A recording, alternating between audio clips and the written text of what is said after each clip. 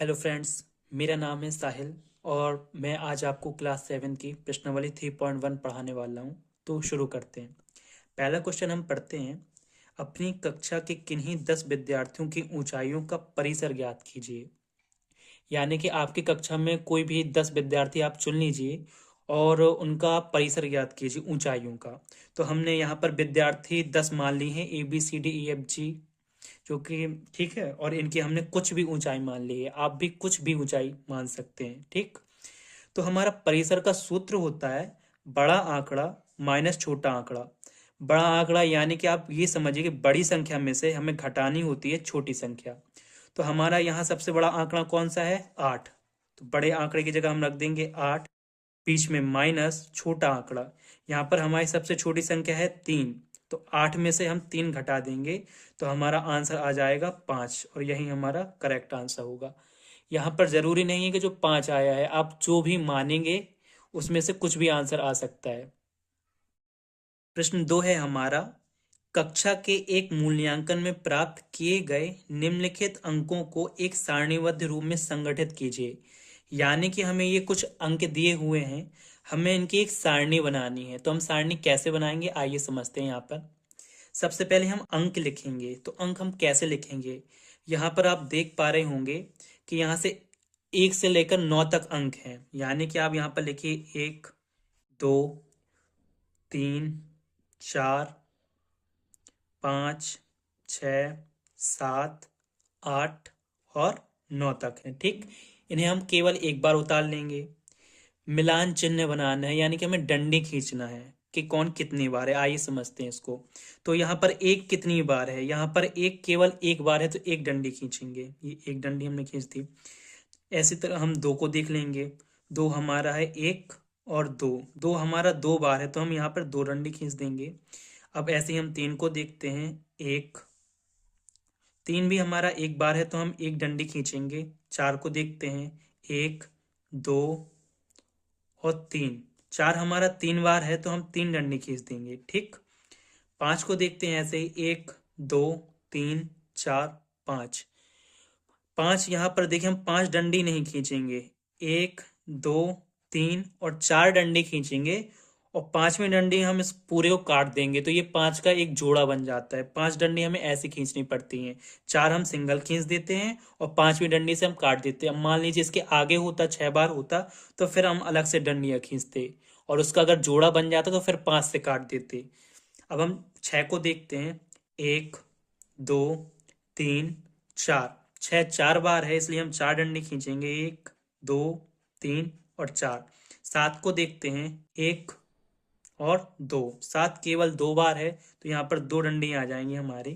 8 को देखते हैं। 8 हमारा यहाँ पर एक बार है केवल, तो एक डंडी खींचेंगे। 9 भी हमारा एक बार है, तो यहाँ पर एक बार डंडी खींच देंगे। अब यहाँ पर ये बारंबार तक क्या है? बारंबार तक का मतलब ये है कि कितने बार आए हैं। एक हमारा कितनी बार आया, 2 हमारा कितनी बार आया, 3 हमारा कितनी बार आया, तो हम ये लिखते हैं।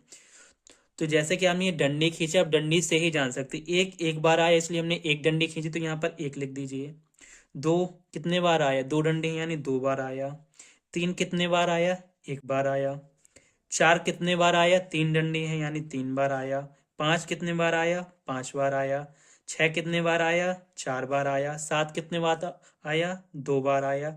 8 एक बार आया, और 9 भी हमारा एक बार ही आया। ठीक है। अब हमसे इसमें कुछ क्वेश्चन पूछे गए हैं, देखते हैं। ठीक है, सबसे पहला क्वेश्चन देखते हैं। कह रहा है हमसे कि सबसे बड़ा अंक कौन सा है। इस पर देखिए और आप बताइए सबसे बड़ा अंक कौन सा है। तो इसमें सबसे बड़ा अंक है हमारा 9। तो पहले का जो हमारा आंसर हो जाएगा वो हो जाएगा 9। ठीक। इसी तरह हम दूसरा देखते हैं। कह रहा है हमसे सबसे छोटा अंक कौन सा है। सबसे छोटा अंक यहाँ पर क्या है? देखिए आप, 1 है। तो दूसरे का जो हमारा आंसर हो जाएगा वो हो जाएगा 1। इन आंकड़ों का परिसर क्या है? मैंने आपको परिसर बताया ही था। सबसे बड़ी संख्या में से छोटी संख्या घटाते हैं, तो इसका परिसर हो जाएगा 9 में से आप एक घटा देंगे, तो इसका जो परिसर हो जाएगा वो हो जाएगा 8, और यही हमारा करेक्ट आंसर होगा। ठीक। चौथा प्रश्न देखते हैं हम इसी का। अंक गणितीय माध्य ज्ञात कीजिए। देखिए, अब ये माध्य क्या है? तो माध्य का एक सूत्र होता है, मैं आपको बता देता हूं। माध्य बराबर आंकड़ों का योग, आंकड़ों का योग बटे आंकड़ों की कुल संख्या या आंकड़ों की संख्या, आंकड़ों की संख्या। ठीक, मैं इसको आपको समझा देता हूं। आंकड़ों का योग का मतलब ये होता है, देखिए कि जितने भी हमारी संख्या दी गई हैं उन सबको जोड़ दीजिए आपस में, इन सबको प्लस कर दीजिए। ठीक, और आंकड़ों की संख्या का हमारा जो मतलब होता है कि कितने बार कितनी संख्या दी गई है, जैसे कि 1 2 3 4 5 6 7 8 9 10 11 12 13 14 15 16 17 18 19 20, ये 20 बार संख्या हमारी दी गई है। ठीक है, तो हम इस सूत्र में रख देंगे। देखिए, आप जब इन सारी संख्याओं को टोटल करेंगे ना तो आपको रिजल्ट मिलेगा 100। ये सब आप जोड़ देंगे, 4 + 6 + 7 5, और ये सारी संख्या को जोड़ेंगे तो हमें मिल जाएगा कुल 100। आप जोड़ के देखिएगा। तो हम ऊपर वाले में रख देंगे 100 और बट्टे आंकड़ों की संख्या। अभी हमने गिना है कितनी संख्या हमारी, 20, तो नीचे हमारा आ जाएगा 20। जीरो से जीरो कट जाएगा, 2 से ये 10 कट जाएगा 5 बार में, तो जो हमारा माध्य आएगा वो आएगा 5, और यही हमारा करेक्ट आंसर होगा। तीसरा नंबर, प्रथम 5 पूर्ण संख्याओं का माध्य ज्ञात कीजिए। पूर्ण संख्याएं कौन सी होती हैं, जो शून्य से शुरू होती हैं, 0 1 2 3 4, और ऐसे कहाँ तक जाती हैं, अनंत तक जाती जाएंगी इन्फिनिटी। कोई हद नहीं है, आखिरी हद तक भी ये जा सकती हैं। तो ये क्या कह रहा है कि मैं प्रथम 5 पूर्ण संख्या, यानी कि 1 2 3 4 5, ये प्रथम 5 संख्याओं को हमें माध्य निकालना है। तो देखिए हम निकाल लेते हैं। माध्य का सूत्र वही होता है आंकड़ों का योग, यानी इन सबको जोड़ देंगे। जोड़िए, आप लिख लीजिए, 0 + 1 + 2 + 3 + 4 बटे आंकड़ों की संख्या, यानी कि 1 2 3 4 5, 5 बार, तो बटे में आ जाएगा हमारा 5। ठीक, अब आप जोड़ लीजिए, 4 3 7, 7 2 9 और 1 10, तो ऊपर आ जाएगा हमारा 10, नीचे 5 जहाँ की तहाँ। 5 से ये कट जाएगा 2 बार में, तो जो हमारा माध्य होगा वो होगा 2, और यही हमारा करेक्ट आंसर होगा। चौथा है हमारा, एक क्रिकेट खिलाड़ी ने 8 पारियों में निम्नलिखित रन बनाए, यानी हमारे इतने रन बनाए। तो हमसे कह रहा है उसका माध्य स्कोर या रन ज्ञात कीजिए। ठीक, तो हम ज्ञात करते हैं। तो माध्य का मैंने आपको सूत्र बताया था, आंकड़ों का कुल योग बटे आंकड़ों की संख्या। तो हम आंकड़ों का योग बटे आंकड़ों की संख्या। तो देखिए, इन सबको आप जोड़िए, जब आप इन सबको जोड़ेंगे तो आपको मिलेगा 405। तो हमारा ऊपर आएगा 405, और ये है हमारे 8 हैं, तो बट्टे में 8, 8 का हमें भाग देना होगा। देखिए भाग देके देखिए, 40 5 और ये 8, तो ये 5 बार में जाएगा तो ये 40 हो जाएगा, तो ये कट जाएगा, बचेगा 5। ठीक, तो अब हमारा भाग जा नहीं रहा है। आप पहले दशमलव यहाँ नहीं लगा सकते। क्यों नहीं लगा सकते आप यहाँ पर, मैं आपको एक रीजन बताता हूँ। क्योंकि आपने यहाँ पर दो संख्या एक साथ उतारी है, इसलिए आप यहाँ पर अब जीरो लगाएंगे, तब यहाँ पर जीरो और फिर यहाँ पर दशमलव लग सकता है। तो ये 6 बार में जाएगा तो ये 48 आ जाएगा। तो ये मतलब कभी कटेगा नहीं। तो आप इसको क्लियरली लिखिए, 50.6, ये भी हमारा करेक्ट आंसर होगा। या फिर आंसर शीट में दिया हुआ है 50, ये भी हमारा करेक्ट आंसर होगा। ठीक, प्रश्न 5 है हमारा, निम्नलिखित सारणी प्रत्येक खिलाड़ी द्वारा 4 खेलों में अर्जित किए गए अंकों को दर्शाती है। यानी कि ये खिलाड़ी हैं हमारे ए बी और सी, इन्होंने 4 खेल खेले हैं और ये अंक दर्शाते हैं। तो अब आते हैं हम अपने क्वेश्चन की तरफ। पहला क्वेश्चन हमसे कह रहा है, प्रत्येक खेल में ए द्वारा अर्जित औसत अंक ज्ञात करने के लिए माध्य ज्ञात कीजिए। यानी जो हमें ए का माध्य ज्ञात करना है, तो हम माध्य ज्ञात कर देंगे। हमारा सूत्र वही होता है आंकड़ों का योग, यानी इन सारों को हम टोटल कर देंगे बटे आंकड़ों की संख्या। क्या करेंगे हम, मैं डायरेक्ट करता हूँ, आप सूत्र लिखिएगा, लेकिन 14 + 16 + 10 और +10। ठीक, अब यहाँ पर ये देखिए कितनी है, 1 2 3 4, तो बटे में हमारा आएगा 4। क्या, देखिए जोड़ दीजिए इन सबको, पीछे के अंकों से पीछे का अंक जोड़ें आप, आगे के अंकों से आगे का अंक जोड़ें। सबसे बढ़िया ट्रिक, आपको क्रम लगा के लिखने की कोई भी जरूरत नहीं। देखिए 0 है कोई दिक्कत नहीं। 6 और 4 10, यानी जो पीछे अंक आएगा वो 0 आएगा और अगले अंक में एक हासिल चढ़ जाएगी। अब ये कितना हो जाएगा, 1 और 1 2, 2 और 1 3, 3 और 1 4, 4 और 1 5। आप जोड़िएगा उनको, क्रम में भी रख के आप जोड़ेंगे तब भी 50 आएगा और ऐसे जोड़ेंगे तब भी 50 आएगा। 50/4, यानी कि हमें 50 में भाग देना है 4 का। देखिए देते हैं 50, 4, 4 एकम 4, बचेगा हमारा 1, पीछे का 0 उतार लेंगे, 4 दूनी ये 8 हो जाएगा, बचेगा हमारा 2। ठीक, ये दशमलव करेंगे तो ये 20 हो जाएगा और 4 पंचे 20 और ये यहाँ पर क्रॉस हो जाएगा, कट जाएगा। यानी कि जो हमारा माध्य होगा वो हमारा फाइनल आंसर होगा 12.5 और यही हमारा करेक्ट आंसर होगा। अगला हम देखते हैं, प्रत्येक खेल सी द्वारा अर्जित माध्य अंक ज्ञात करने के लिए आप कुल अंकों को 3 से भाग देंगे या 4 से भाग देंगे। तो सी नंबर की सारणी हम देखते हैं। ये हमसे कह रहा है कि इसने 1 2 3 खेल खेले हैं और चौथा खेल खेला ही नहीं। तो आप जब इसमें माध्य ज्ञात करेंगे तो इसमें बटे में आप 3 का भाग देंगे या 4 का भाग देंगे। तो यहाँ पर आपको सबसे पहले ये करना है कि जितने बार खेल खेला केवल उतने बार ही भाग दिया जाएगा। तो इसने 1 2 और 3 बार खेल खेला है तो केवल 3 का भाग दिया जाएगा। ठीक, तो यहाँ पर जो हमारा आंसर होगा वो होगा 3, यही हमारा करेक्ट आंसर होगा। इसमें माध्य निकालने के लिए नहीं कह रहा है लेकिन हम माध्य निकालेंगे क्योंकि चौथा जो हमारा क्वेश्चन है उसमें हमारा माध्य काम आएगा सी का। ठीक, तो हम क्या करेंगे, सी के माध्य में देखिए 8 है, 11 है और 13 है।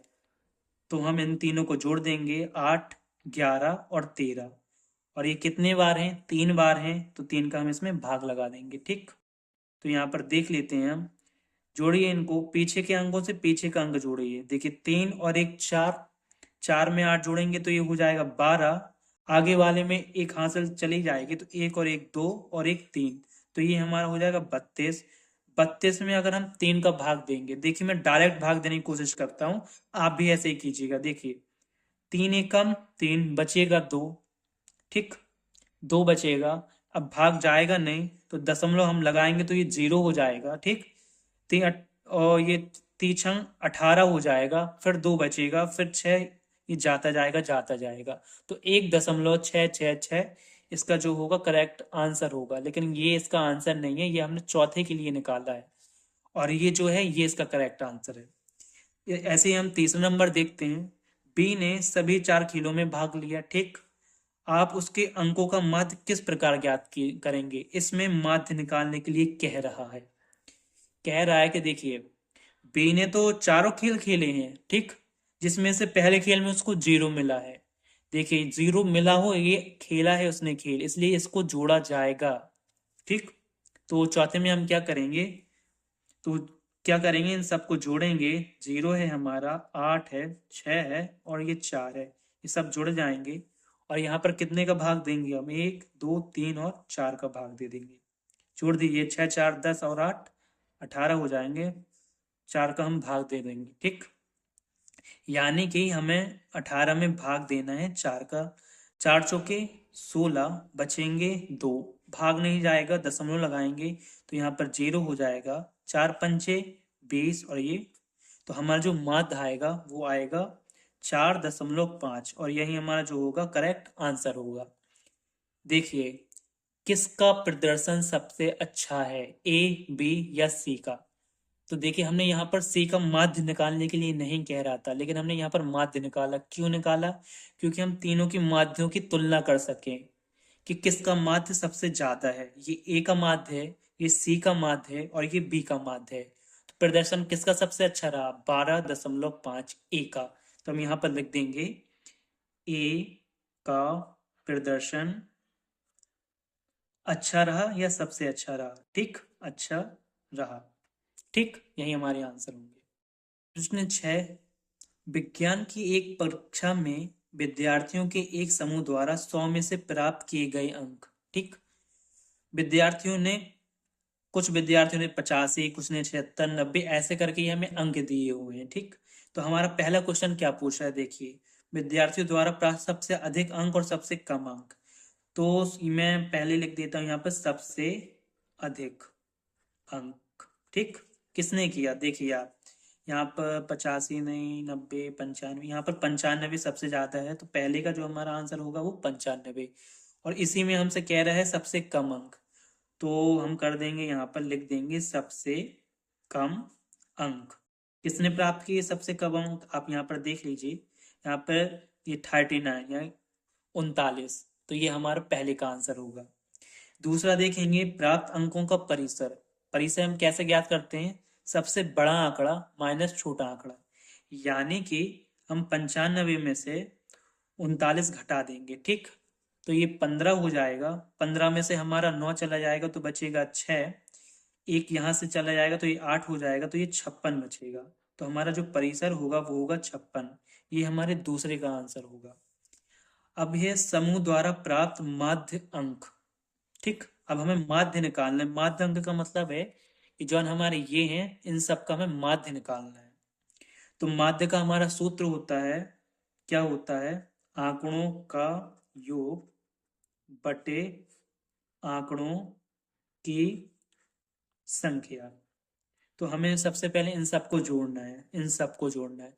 तो मैंने आपको सबसे सिंपल ट्रिक ये है, आप नया तरीका सीखिए, पीछे के अंकों को पीछे के अंकों से जोड़िए, और जो कैरी आए वो आगे जोड़ के आगे के अंकों को आगे के अंकों से जोड़िए।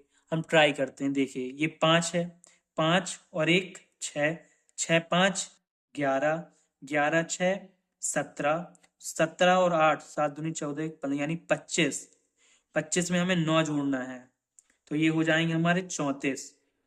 और 34 में अगर हम 5 जोड़ देंगे तो हमारे होंगे 39, 39 में 6 जोड़ना है, 6 दूनी 12 13 14 15, यानी 45 हो जाएंगे। और 45 में हम 5 जोड़ेंगे तो 50 हो जाएंगे, यानी कि पीछे हमारा 0 आएगा और 5 आगे वाले में हासिल चली जाएगी। इसका ये कहने का मतलब है। ठीक, अब हम आगे आगे की संख्याओं को जोड़ लेते हैं।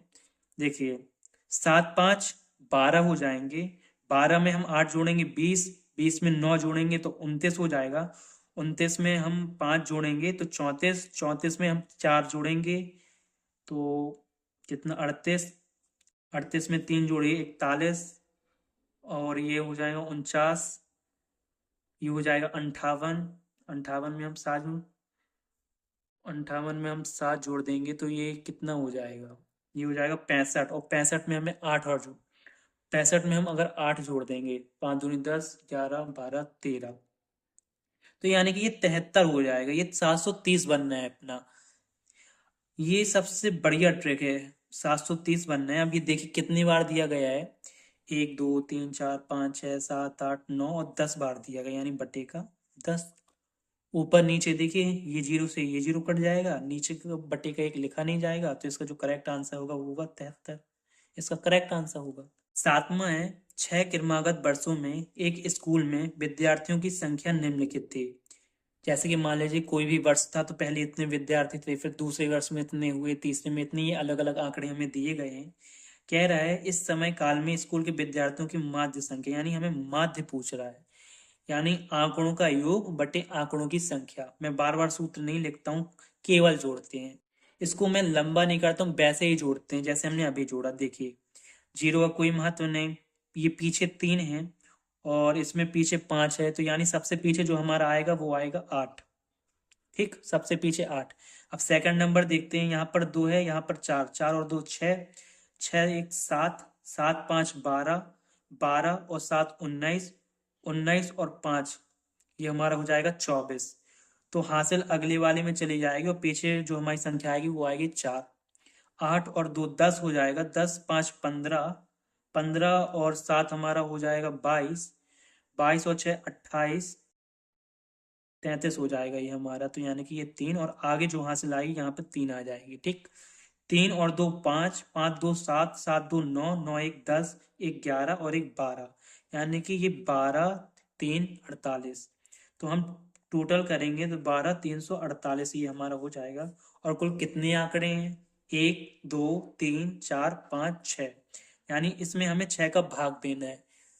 तो आप भाग ये नहीं, ये वाली तरीका भी आप भूल जाइए, ऐसा भाग मत दिया कीजिए, आप सीधे दिमाग लगाया कीजिए। देखिए तो आप देखिए 6 दूनी 12, ये 12 चला जाएगा, हमारा 3 उतर आएगा, लेकिन 3 में 6 का भाग जाएगा नहीं, तो हम 0 अगर उतार लेंगे तो 34 बन जाएगा ये हमारा। तो अब 6 का कितने बार में जाएगा?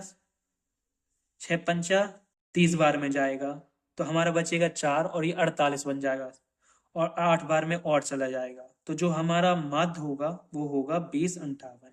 यही हमारा करेक्ट आंसर होगा। ठीक, देखिए 8वां हमारा कह रहा है, एक नगर में किसी विशेष सप्ताह में 7 दिनों में हुई वर्षा यानी मिलीमीटर में दी हुई है ये वर्षा, निम्नलिखित रूप में रिकॉर्ड की गई। देखिए ये दिन दिए गए हैं, सोम मंगल बुध, और ये वर्षा दी गई है हमें मिलीमीटर में। पहला क्वेश्चन देखते हैं हम, उपरोक्त आंकड़ों में वर्षा का परिसर ज्ञात कीजिए। परिसर आप जानते हैं, सबसे बड़ी संख्या में से हम सबसे छोटी संख्या घटानी है। यहाँ पर सबसे बड़ी संख्या है 20.5 और सबसे छोटा है 0.0। तो 0 से किसी भी संख्या को घटाया जाएगा तो वो ही संख्या में प्राप्त होते, तो इसका जो परिसर होगा वो 20.5 ही होगा। दूसरा हमसे कह रहा है, इस सप्ताह की माध्य वर्षा ज्ञात कीजिए, यानी इस सप्ताह कितनी वर्षा हुई है।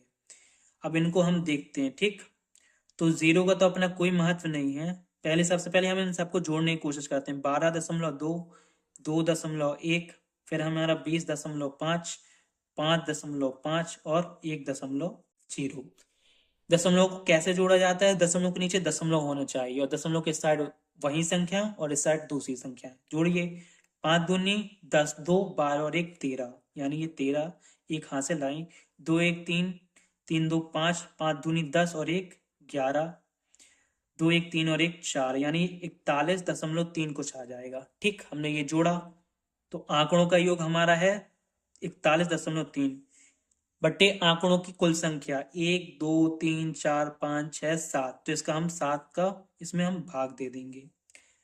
तो आप भाग दे सकते हैं, आप ऐसे भी लिख सकते हैं, ये भी आपका आंसर होगा। और आप ज्यादा हो तो चाहें तो भाग भी दे सकते हैं, तो 41.3 दे दीजिए। ये 7 7 जो 7 6 जा 42, 6 बार में ज्यादा हो जाएगा। 7 पन्ना 35। ठीक, तो 11 में से 5 जाएगा तो 7 बचेगा 0.3। ठीक, ये 7 एकम, सॉरी मेरा कुछ गलत हो रहा है मुझे लग रहा है।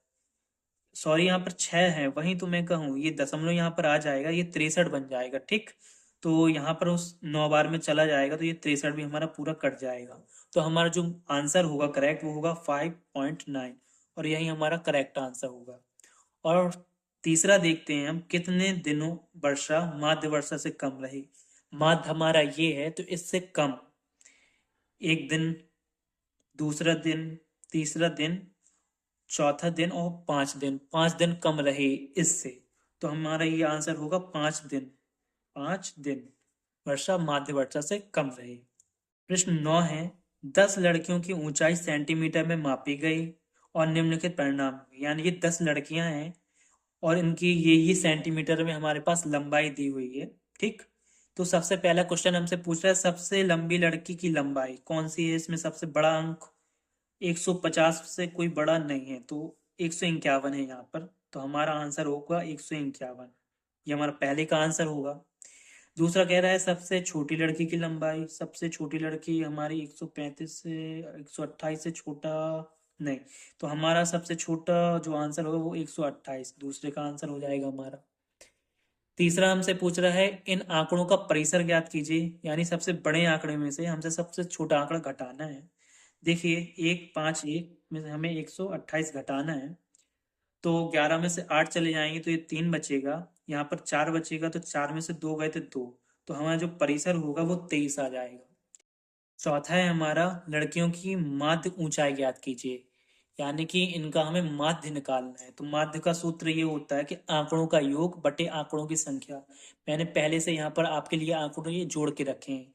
तो हमारा ये आंकड़े आए हैं 14 14, और ये कितने हैं कुल? ये हमारे 10 हैं, तो बटे में हमारा 10 आ जाएगा। बटे में एक शून्य है, यानी कि हम एक संख्या को छोड़ के आगे दशमलव लगा देंगे, यानी 141.4, यही हमारा करेक्ट आंसर हो जाएगा। पांचवा कह रहा है, कितनी लड़कियों की लंबाई माध्य लंबाई से अधिक है, यानी जो ये हमारा आंसर आया होगा कितनों का इससे बड़ी हाइट है हमारी। तो 141 से कितने कितने लोगों की बड़ी है, तो हमारे 1, 2, 3 और 4 और 5 लोगों की हमारी हाइट बड़ी है। तो यहाँ पर लिख देंगे 5 लोगों की, 5 लड़कियों की या 5, आप यही हमारे करेक्ट आंसर है। आई होप मेरी वीडियो आपको पसंद आई होगी। अगर हमारी वीडियो आपको पसंद आई हो तो वीडियो को लाइक करें, चैनल को सब्सक्राइब करें। मिलते हैं आपसे अगली वीडियो में, तब तक के लिए जय हिंद।